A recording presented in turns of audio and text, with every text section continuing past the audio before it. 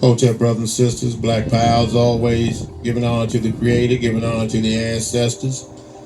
Chief of Staff Brother Harris Abdul, my sister, my in-laws, my father, my family members, your family members, all of our ancestors, my supporters, my subscribers, my viewers, my donors who help keep the street law soldiers movement in a constant flow into helping our people on the streets, and all those who are fighting for the liberation and salvation of our black nation.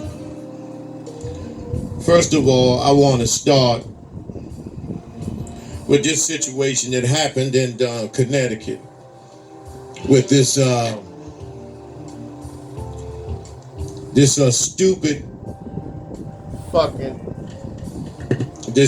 fucking little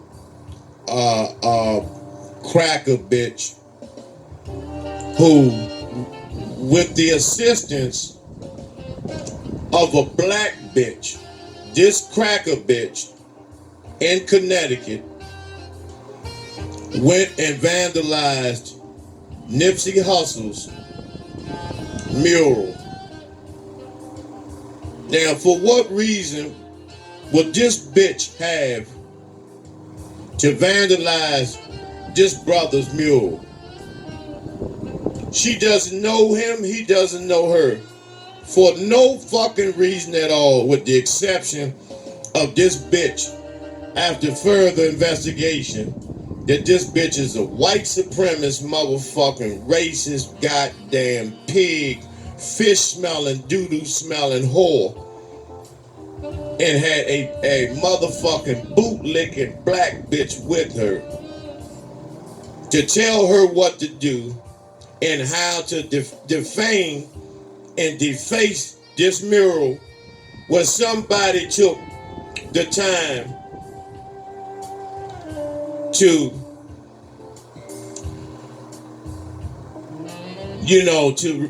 memorialize this brother. This bitch here, this stinking white piece of shit bitch that's in Connecticut. And for you Connecticut motherfuckers, it should be no reason why this bitch should be walking around like nothing's going on. And you all know her first name. But when I get this bitch's entire name, I'm going to put her on pass.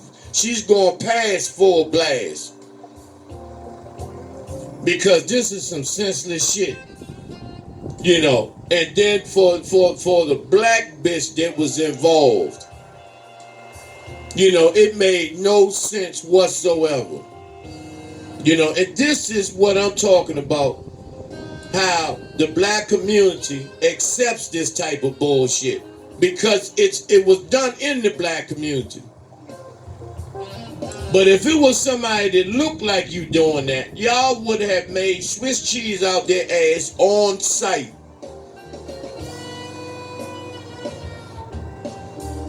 And another example, because I have comrades,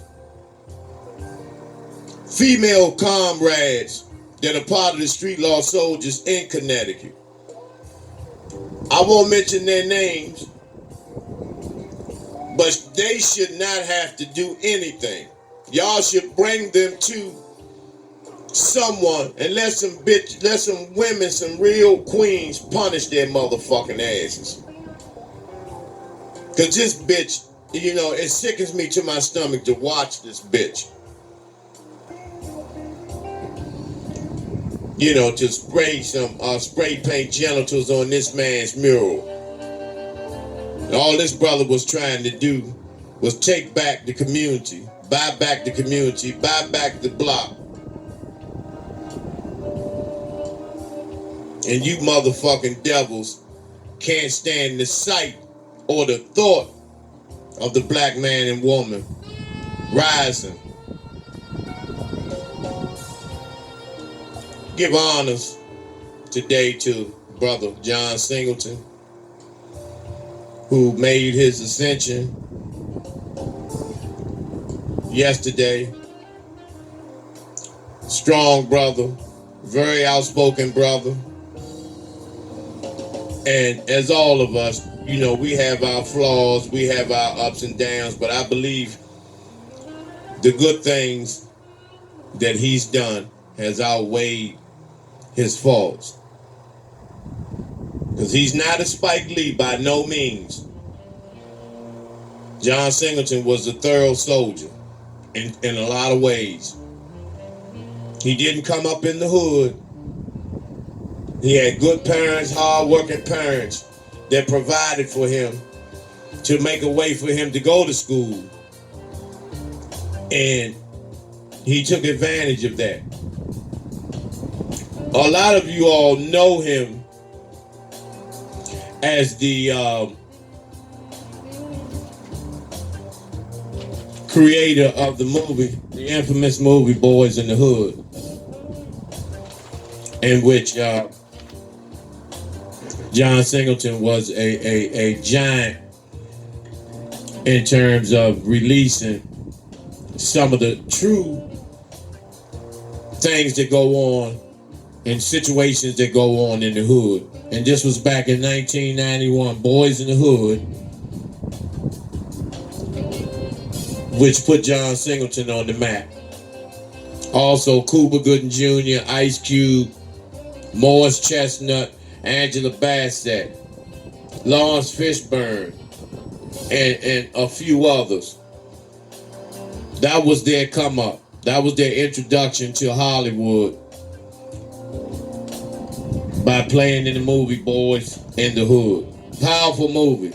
I remember first seeing it, you know, I shed tears because it was one of the first real movies I saw dealing with the hood, dealing with some real life situations in the hood. And it was very, very powerful. And it came out around the same time New Jack City came out. But New Jack City was just a stereotypical movie, just about some hustlers, drug dealing niggas around the way that came up. But Boys in the Hood gave you an in-depth look at what the struggles of the black male and female in the hood consist of on a day-to-day basis.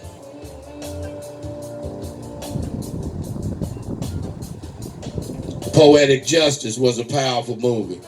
Very powerful movie. This is the beginning. This is where I began to dislike Janet Jackson when she requested that Tupac take an AIDS test for kissing her, but yet Janet was sucking all over these mulatto boys, the DeBarges and other motherfuckers, foreign motherfuckers, you know, from other countries, but you made your brother take an AIDS test, and which was very, very, I think it was very, very insulting to Tupac, you know. However, Pac, being a soldier that he was, went on because he knew the mission that he was placed on and moved himself out of the way so we could enjoy not only Pac, but the movie and the message in the movie. Higher Learning was another good movie, you know, dealing with white supremacy on the college campuses, you know, in the black conscious community, how they clashed, the black militants and the white supremacists, how they were clashing, and the pressures and peer pressures that both sides had. Very, very good movie. A lot of John Singleton's movies had a lot of powerful messages in them. One of my other favorites was Rosewood. Ving Rhames, I believe that was his come up as well as Don Cheadle, Elise Neal, and a couple of others. And the legendary Esther Rolle, that was one of her greatest performances. Baby Boy, who John Singleton wrote that movie based on the ISIS Papers, the book written by the great barber, Dr. Francis Cress Welsing, discussing how grown men in the hood talk baby talk, how they relate to everything as a baby, calling their woman mama, calling their home a crib, and all of this shit. You know, very, very powerful movie with a lot of messages in it about how the black man is treated like a child, you know, even in adulthood. So, very powerful. And I know you all remember this sister,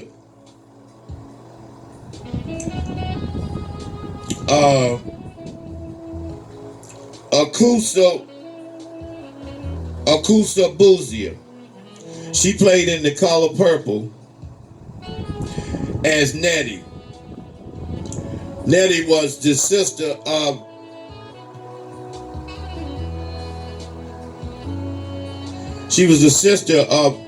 Whoopi Goldberg in the movie The Color Purple. She also, you know, became a mega star from the movie Color Purple.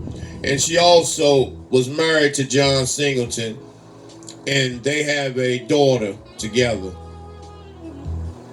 You know, because the consciousness of John Singleton, by meeting a queen such as Akusa, was very, very, very, very, because she's from Ghana, powerful sister. She didn't forget where she came from. She hooked up with John Singleton. They had a daughter together, and I believe they split up in the mid-90s. There's John Singleton with Tupac. John Singleton was the original, he was supposed to be the original director and producer of the All Eyes on Me movie. But he backed out based on the fact that they would not allow him to tell the truth in terms of the life of Tupac. And I believe that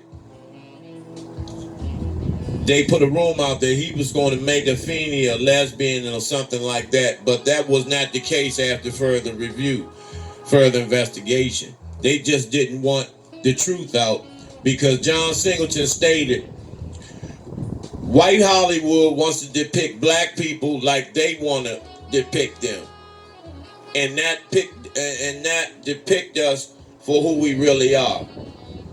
And so someone else, I forgot the brother's name, he became the director and producer of the All Eyes on Me movie, which wasn't a great movie. And to be honest, it wasn't a great movie. You know, as far as the character, brother who played Pac was, you know, you couldn't get a more closer double than that. But other than that, you know, the movie was a flop to me. But John and Pac were very, very tight. You know, and also John Singleton had his own demons in the closet. You know, I believe he had 7 children. He's been married a couple of times, and I believe he's, you know, had some issues with substance abuse as well as alcohol, because in 2007, I believe he ran the pedestrian crosswalk and hit this 57-year-old woman, in which she succumbed to her injuries and died later in the hospital. No charges were brought up on John Singleton, so basically, you know what happened. He literally, you know, bought his freedom, paid for his freedom, and blessed the family of that elder. And it was determined that, you know, John Singleton had,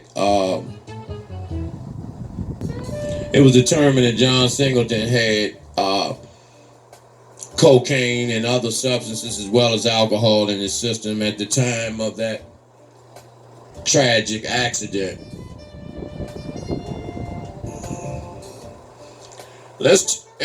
We want to before I go, I just want to give a good farewell to John Singleton. You know, he wasn't a first class Uncle Tom Coon. He's not a Spike Lee. He wasn't a bootlicking, buck dancing ass nigga.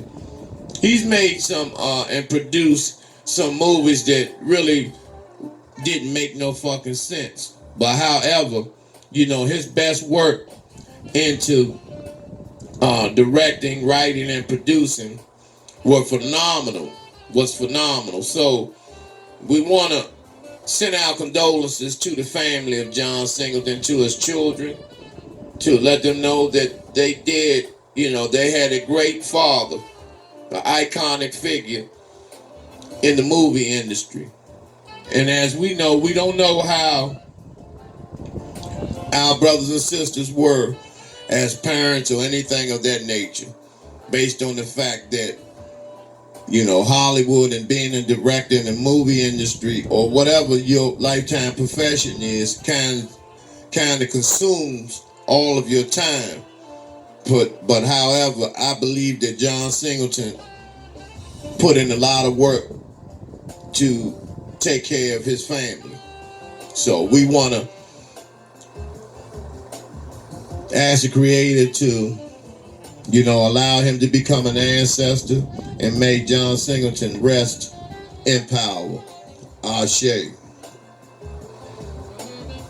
Let's talk about Rodney King for a second. Rodney Glenn King, you know, who was born April 2nd, 1965, and was murdered June 17th, 2012. And you all know who Rodney King is. Rodney King is the brother who was beaten by 4 racist motherfucking LA cops. These motherfucking devils here. Officer Wynn, Coon, Brazino, and Powell, who at a routine traffic stop, well, they call it routine, and it ended up in a high-speed chase in which Rodney King was apprehended.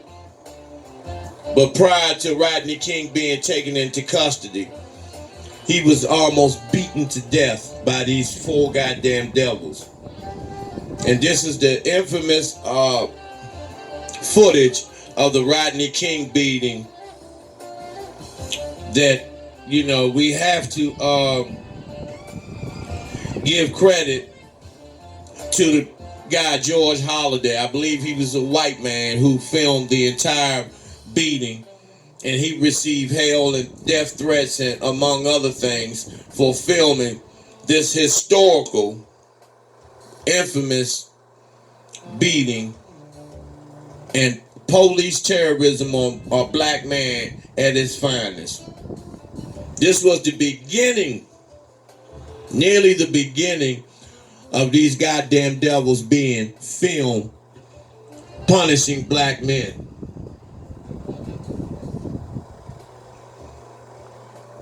And these faggots were acquitted. You know, 2 were convicted, but they were acquitted. And once they were acquitted, which I still don't understand to this day, of how they, you know, beat Rodney King and into damn near oblivion. 26 licks from those nightsticks. I mean, they really damaged Rodney King. Knocked his eye out the socket. I mean, several broke ribs, broke bones, broken hands, fractured skull, and just numerous serious injuries that they inflicted on that brother who was unarmed. And these crackers were acquitted.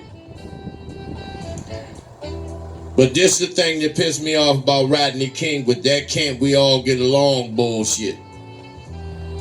You know, that was the only thing that pissed me off about Rodney King.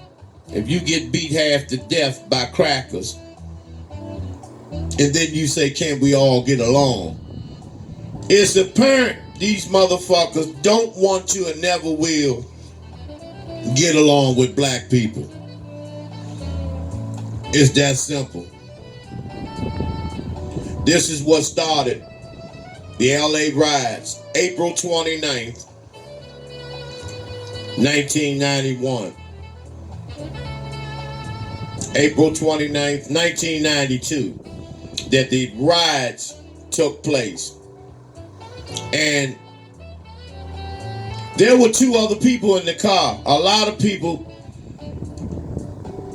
had forgotten or didn't know that there were two other people in that car, Freddie Helms and Brian Allen.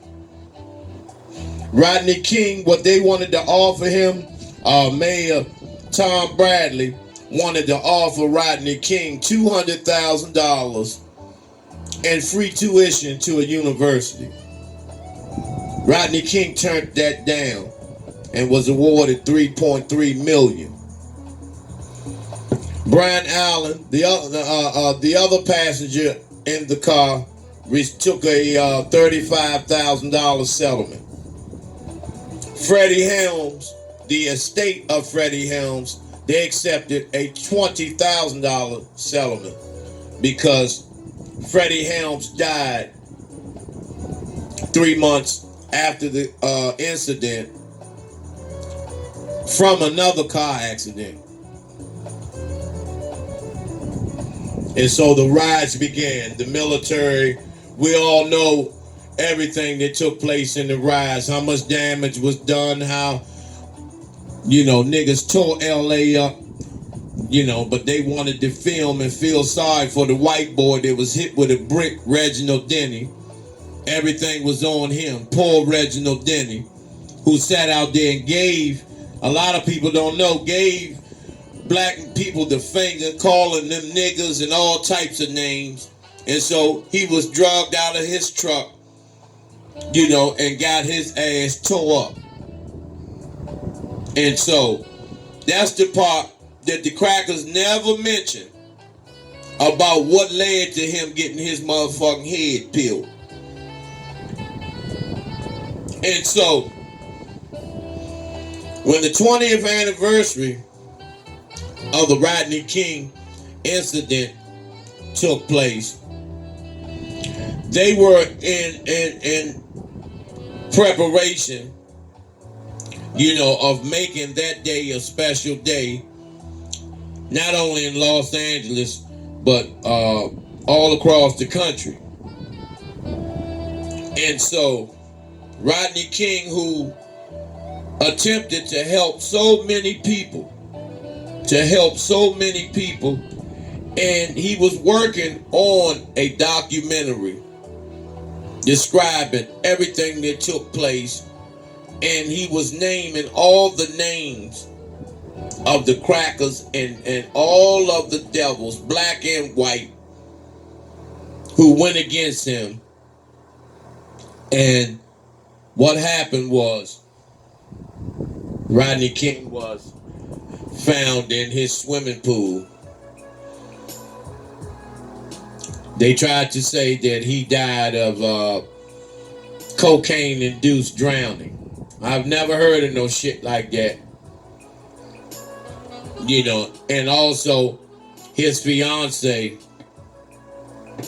at the time of his passing even stated that, there was foul play involved. We all know there was foul play involved because Rodney King was about to do a tell-all movie. A tell-all. A lot of people were going to be put on blast. A lot of people would have to have retired. A lot of people would have been dethroned from their positions, not only just in the police force, but the political arena, period. And so the fix was in, to drown Rodney King. And that's what happened with Rodney King.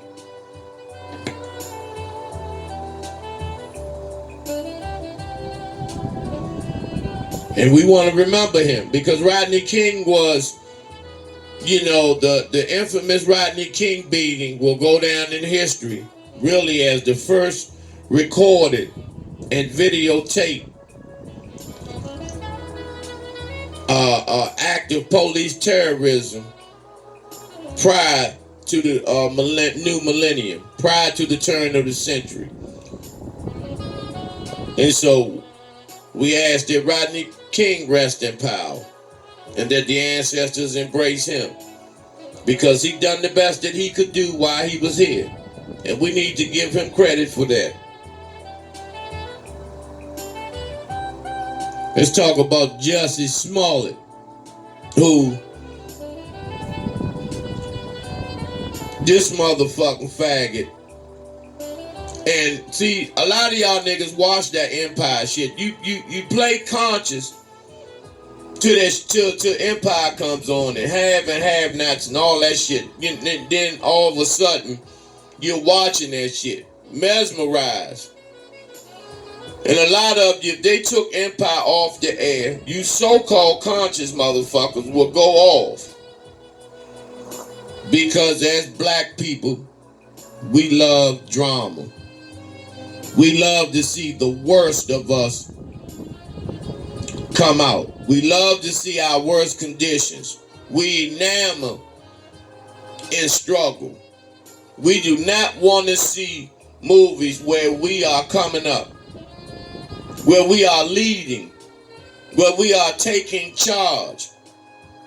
We don't want to see that. We want to see the murder and slaughter of one another, whether it's through a gun or whether it's through your mouth on a cell phone, assassinating someone's character based on self-hate and hatred of people that look like you.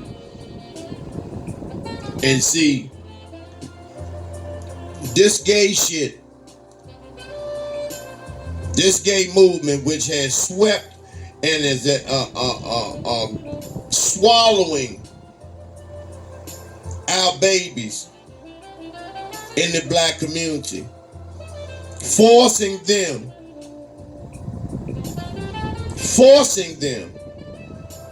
to become gay, forcing our boys and encouraging them to become homosexuals for the purpose that they will not want to recreate and they will not reproduce. See, this is all a scheme. This is all a plot.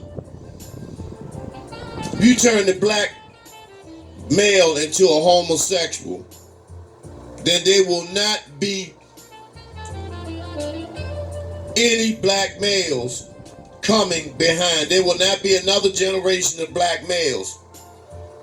And so that's why they give the homosexual black male whatever he wants, as long as he doesn't recreate. And so what they do with the black female, they give her what she wants as long as she lays with the Ice Age. So they can have these mulatto, octoroon, and quadroon children. Anything besides black. And so this Jussie Smollett thing where he's on Empire, and this is supposed to have been the first gay marriage on television. Now you see the Empire cast. All of them have been turned out in some form and disrespected by Lee Daniels. Taraji P. Henson has been cursed out by Lee Daniels on several occasions because Lee Daniels has a deep-seated hatred for black women, even though he comes from a black woman. And he, like Tyler Perry, has a overwhelming lust for light-skinned men.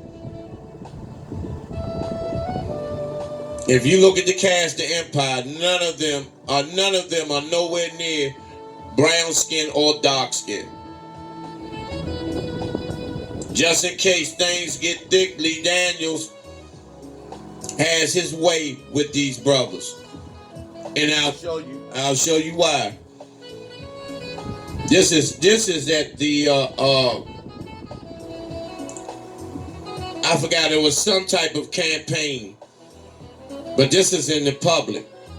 And see, this is how they turn him out. Tyler Perry does the same shit. You know, and see, people look at this shit and they celebrate the fact that these two motherfucking faggots, you know, like this shit is cool. It's wonderful. You know, to come out of the closet and all this bullshit. You know, our ancestors are turning over in their graves knowing what is going on with the black male in this day and time. You know, this is some sickening motherfucking shit. You know, and so Jussie Smollett is being used to lure and encourage all other black faggot men to jump out there, even those that are in the closet. Now, he had the first black man gay wedding on television. And see, one thing you can't do. Now, this is an African brother here. See, our people do anything for a come up. They'll do anything to get on board, to have these toys. And I'm going to explain that to you shortly.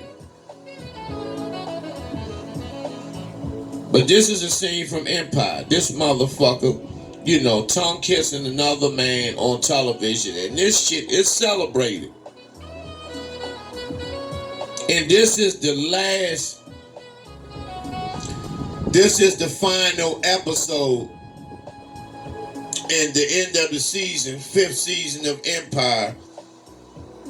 And now they're petitioning for Jussie Smollett to come back. Terrence Howard, Taraji P. Henson have already written the CEOs and the executives at Fox to request that Jussie Smollett come back for another season.